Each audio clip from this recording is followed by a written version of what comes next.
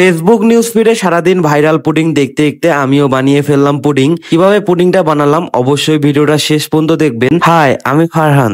বেশ কয়েকদিন থেকে ফেসবুকে শুধু কেক আর এই পুডিং এর ভিডিও সবসময় নিউজ ফিডে ঘোরাঘুরি করতেছে, তাই অতিষ্ঠ হয়ে বাসায় পুডিং বানানোর চেষ্টা করতেছি। আগেও বাসায় অনেকবার পুডিং রান্না করে খেয়েছি, কিন্তু যেহেতু এটা ভাইরাল পুডিং তাই একটু স্পেশাল ভাবে মেক করতেছি। যা যাবতীয় উপকরণ লাগে সবকিছু এক এক করে দিচ্ছি। পুডিংটা তৈরি করার সময় ক্যারামেল করাটাই টাফ ব্যাপার। একটু এদিক ওদিক হয়ে গেলে পুরো পুডিংটা খেতে তিতা হয়ে যাবে। অনেক সময় আমার আম্মু বাসায় পুডিং ক্যারামেল ছাড়াই তৈরি করে, সেটা খেতে আরো বেশি ভালো লাগে। ক্যারামেলটা দিলে একটু দেখতে সুন্দর লাগে, এজন্য আপনারা চাইলে এটা স্কিপ করতে পারেন। তো আমাদের এক এক করে সবকিছু দেওয়া শেষ হলে ওভেনে দিয়ে দিই 20 মিনিটের জন্য।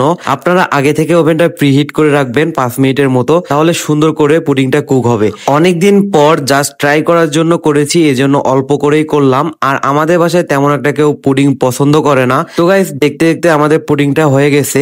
পুডিংটা চারপাশে আগে সুন্দর করে কেটে তারপর উল্টে দিতে হবে, না হলে ভেঙে যাবে। তো এই হচ্ছে আমাদের পুডিং এর ফাইনাল লুক। দেখতে কেমন হয়েছে অবশ্যই কমেন্ট করে জানাবেন। ভিতর থেকে একদম পারফেক্ট সফট হয়েছে। দেখতে যতটা সুন্দর হয়েছে, খেতে তার থেকে আরো বেশি মজা হয়েছিল।